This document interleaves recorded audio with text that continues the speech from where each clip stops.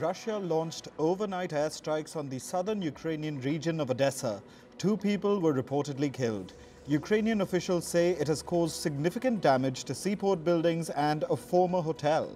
Meanwhile, Russia's defense ministry also reported Ukrainian attacks overnight. Drones were shot down over the northwestern part of the Black Sea over Crimea.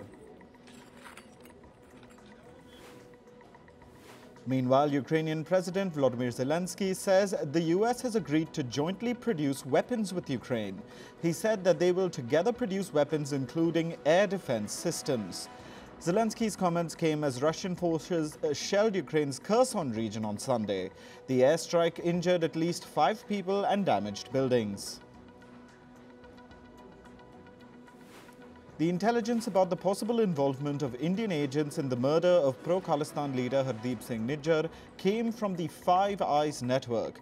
The US ambassador to Canada, David Cohen, said this in an interview. The Five Eyes network includes the US, Britain, Australia, New Zealand and Canada. Cohen said, and I quote, "There was a lot of communication between Canada and the United States about this." Meanwhile, Canadian Defence Minister Bill Blair has said that relations with India are important. However, Blair added that he wants a thorough investigation into the allegations. Meanwhile, protests have erupted in India's capital, New Delhi. People were protesting against Canadian Prime Minister Justin Trudeau. They accused Trudeau of supporting Khalistan separatists. Tensions between India and Canada have escalated since last week. This was after Canadian PM Justin Trudeau said there were credible allegations linking Indian government agents to the murder of Nijjar. Hundreds of Swedes took to the streets of the capital, Stockholm, over the weekend. They were protesting against the Swedish government's decision to join the North Atlantic Treaty Organization, or NATO. The protesters waved signs that read, "Sweden doesn't need NATO for peace. NATO will only bring Sweden war." They said joining NATO could lead to nuclear weapons being deployed on Swedish soil. The demonstrators feared that it could further increase the risk of a nuclear attack. A large crowd of protesters carried out a march in London over the weekend. They called on the British government to rejoin the European Union. The protesters expressed their dissatisfaction with the government and the country's dire economy. According to the latest data, Britain's economic growth rate in the second quarter was only 0.2%. Meanwhile, the inflation rate was as high as 6.3%. US officials have arrived in Armenia's capital, Yerevan. They're expected to meet senior government officials to affirm America's support for Armenia's democracy. The visit comes amid ongoing tensions in Azerbaijan's Nagorno-Karabakh region. This is the first visit by American officials since a ceasefire was declared in the disputed region last week. French President Emmanuel Macron has said that his country will end its military cooperation with Niger. France will pull its 1,500 troops out of the African country by the end of this year. This comes after a military coup in Niger in July. Macron said he still regarded democratically elected President Mohamed Bazoum as the country's legitimate leader. Bazoum is still being held as a prisoner by the coup leaders in Niger. The Philippines has accused China's Coast Guard of installing a floating barrier. This is in a disputed area of the South China Sea called the Scarborough Shoal. Footage released by the Philippine Coast Guard showed several Chinese vessels near the barrier. Manila says this is preventing Filipino fishermen from entering the area. A group of about 30 heavily armed men opened fire at a Kosovan police station in the northern village of Banjska on Sunday. One officer and 3 of the armed attackers have died in the shootout. The same armed men also stormed a nearby Serbian Orthodox monastery. This was the first major violent incident in the region since May. Kosovo's Prime Minister Albin Kurti has blamed Serbia-sponsored criminals for the violence. Israel has said that its forces raided the Nur Shams camp in the occupied West Bank on Sunday. 2 Palestinians were killed in the incident. The Israeli military says it was conducting counter-terrorism activity in the camp. It said it dismantled an operational command center and uncovered dozens of explosive devices and bomb-making components during the raid. Meanwhile, tens of thousands of people marched in Tel Aviv over the weekend. This came as protests continued against the Israeli government's judicial overhaul plans. Meanwhile, the Israeli Supreme Court started hearing petitions challenging the overhaul plan earlier this month. Critics say that the judicial overhaul plan limits the power of Israel's Supreme Court and removes vital checks on the government's powers. The mayor of El Paso in the U.S. state of Texas says that the city has been pushed to a quote-unquote breaking point. This is due to a surge in the number of migrants. More than 2,000 people arrive in El Paso every day seeking asylum. This is exceeding shelter capacity and straining resources. In climate news, Canada is enduring its worst wildfire season on record. Over 166,000 square kilometers of land are already burnt. Last week, more than 1,000 fires were active across the country. Some 650 of them have been deemed out of control. Satellite images show wildfires in British Columbia and Alberta. Projections indicated a higher wildfire risk in September from the east of Alberta. Firefighters battled blazes in Italy's Sicily over the weekend. 2 people have reportedly died during the wildfires. Hundreds of tourists were evacuated from a hotel in a well-known tourist area. Over 300 firefighters have been deployed to take control of the situation. Tropical storm Ophelia made landfall in the U.S. state of North Carolina over the weekend. The U.S. Atlantic coast witnessed heavy downpours and strong winds that caused flooding and widespread power outages. Nearly 8 million people across the American mid-Atlantic have been affected. A twister was seen in the U.S. state of South Dakota. This was the result of a severe thunderstorm. Local media said that the tornado moved with a speed of 16 kilometers per hour and it was capable of triggering heavy rainfall. No damage or injuries have been reported. A time-lapse video shows massive dark clouds rolling across a city in southern Brazil. The shelf cloud was seen over the skies of Caxias do Sul. Shelf clouds are wave-shaped clouds. They form when an area with high ground temperatures encounters a layer of colder air. They're usually seen just before a storm. Climate activists from a group called Last Generation tried to disrupt the Berlin Marathon on Sunday. Protesters spilled orange paint on the track. A Last Generation spokesperson said, and I quote, "We're sorry to prevent runners from participating in the marathon, but we are in an emergency situation." At least 8 protesters have been detained. A latest poll shows that only 22% of the people in the UK trust Prime Minister Rishi Sunak in tackling the climate crisis. About 53% do not trust Sunak, while 19% have no opinion on this. This poll comes days after Sunak announced that he will weaken the UK's net zero carbon emission policies. Now on to business and tech news. One of China's central bank advisors says the country has limited room for further monetary policy easing. Liu Shijin says that Beijing should pursue structural reforms rather than counting on macroeconomic policies to revive growth. Liu is a member of the Monetary Policy Committee of China's central bank. He said, and I quote, "If China continues to focus on macro policies in its efforts to stabilize growth, there would be more and more side effects." A report says India will defer an import license requirement for laptops and tablets. This is reportedly after industry leaders and the US government complained about the move. The plan will be delayed by a year. In August, the Indian government announced a licensing regime for laptops and tablets. It was aimed at reducing India's dependence on imports and boosting local manufacturing. India's aviation authorities have said that they will not intervene in a dispute between local airline Akasa Air and its pilots. In recent weeks, over 40 of Akasa's 450 pilots quit without serving their notice period. The airline has sued some of them and challenged Indian authorities in court for their inaction over the matter. Akasa has also warned of a shutdown due to the crisis. Thailand is expected to receive an investment of at least $5 billion from Tesla, Google and Microsoft. This is according to the country's Prime Minister, Srettha Thavisin. Tesla is looking to build an electronic vehicle manufacturing facility. Meanwhile, Google and Microsoft will build data centers. However, Thavisin did not clarify whether it would be a combined investment or individual. American drugstore chain Rite Aid is reportedly negotiating with creditors over the terms of a bankruptcy plan. This will include liquidating a substantial portion of its drugstores. The company has proposed closing roughly 400 to 500 stores in bankruptcy.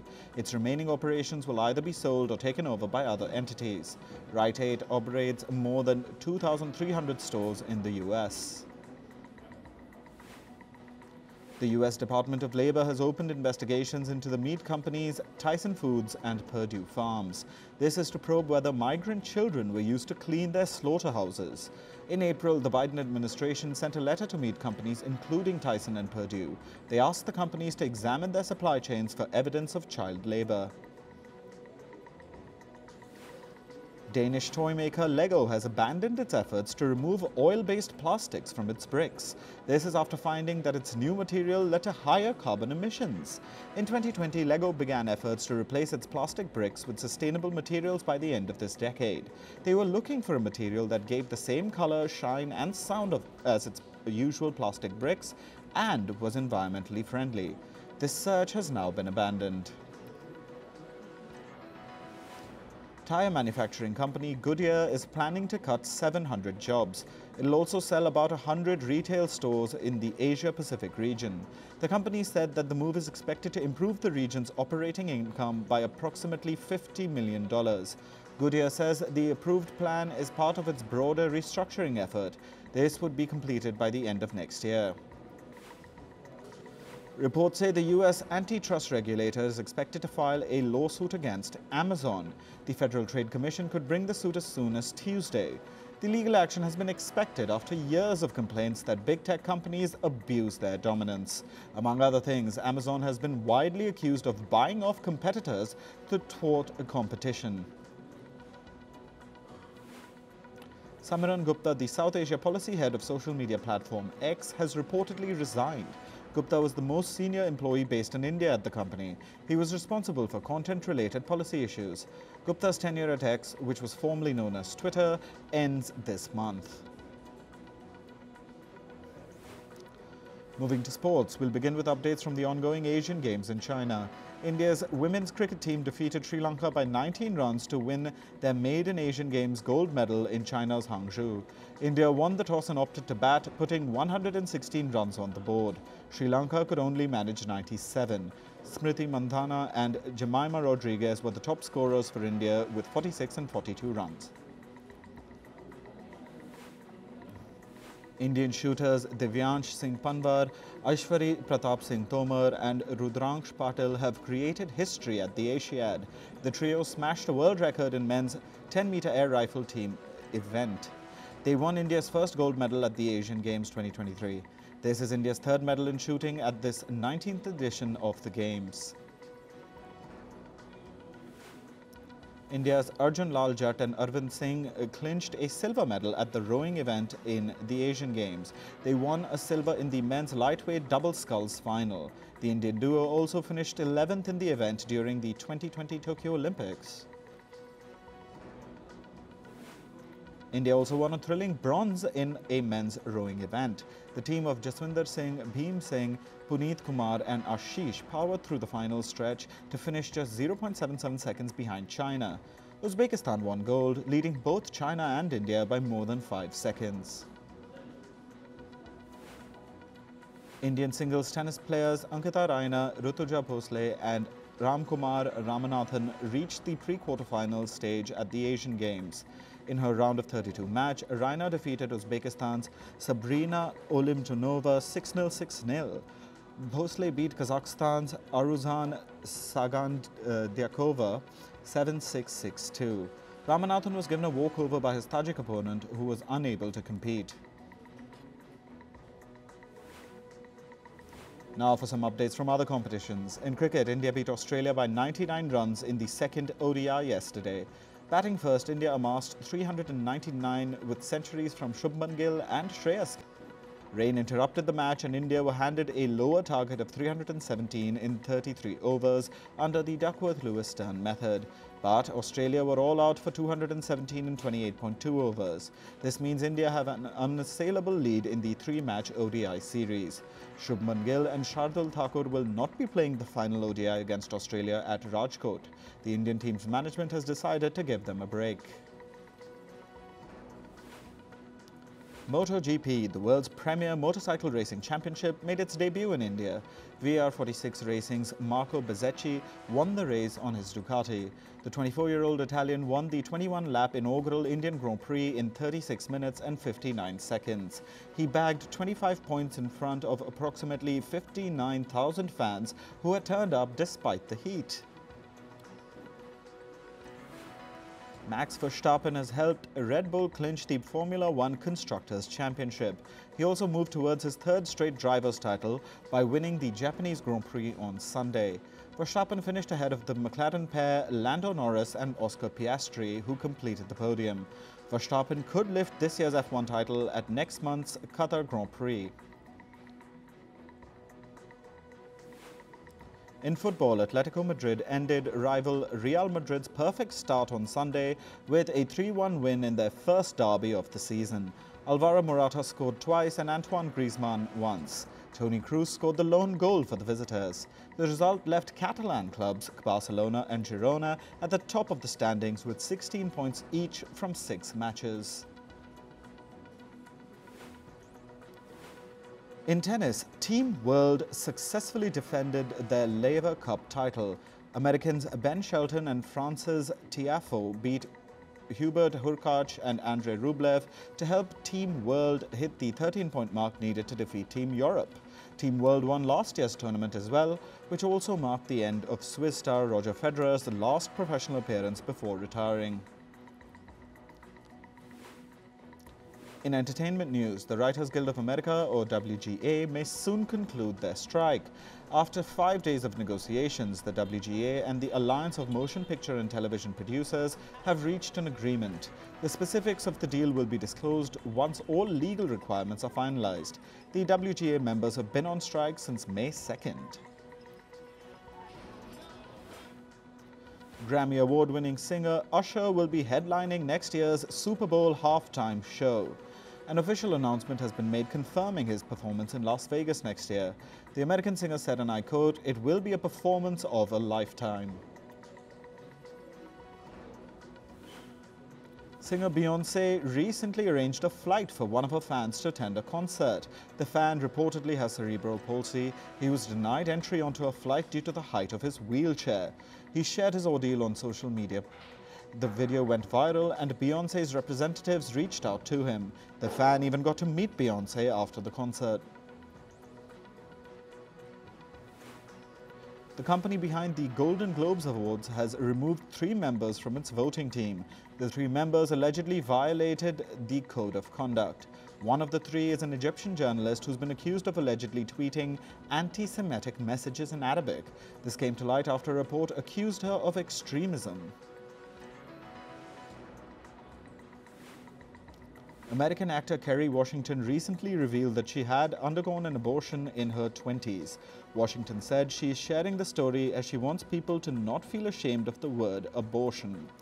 The 46-year-old actor wrote about her experience in detail in her memoir called Thicker Than Water. The actor is now a mother of 3 children. American actor Dwayne Johnson took to social media to talk about fame. A fan asked Johnson about the benefits and drawbacks of fame. The Rock said that he never had to face any drawbacks because of his popularity. Johnson also remembered that when he was not popular, he was broke. The 51-year-old actor also added that he has managed to positively impact people with his fame. Bachelor in Paradise's Kaylin Miller-Keyes and Dean Unglert have tied the knot. The wedding ceremonies of Keyes and Unglert took place at a mountain retreat. Miller-Keyes reportedly looked for a pet-friendly wedding venue so that their dog Alistair could be a part of it too. The couple met on the sets of Bachelor in Paradise in 2019. Media personalities Jennifer Aiden and Danielle Cabral have been suspended from the Real Housewives of New Jersey over a physical altercation. Reports say the incident happened while they were shooting for the show. Aiden allegedly threw a beverage at Cabral, leading to the physical fight. Reports also suggest that Aiden sustained minor bruises. The show's producers have initiated an investigation. French rapper Mohamed Silla, also known as MHD, has been sentenced to 12 years in prison over murder charges. The 29-year-old rapper was found guilty of intentionally ramming his car into a man in Paris. The incident happened in 2018 and was reportedly a case of gang violence. MHD has maintained that he's not guilty and he has a 10-day window to file an appeal. Grammy Award winner Mike Henderson has died at the age of 70. Henderson's wife confirmed the news of his passing. Henderson was also the founder of the band The Steel Drivers. The Steel Drivers took to social media and said, "We are in shock as we have lost our original architect." The 70-year-old musician delivered several hits with American singer-songwriter Chris Stapleton.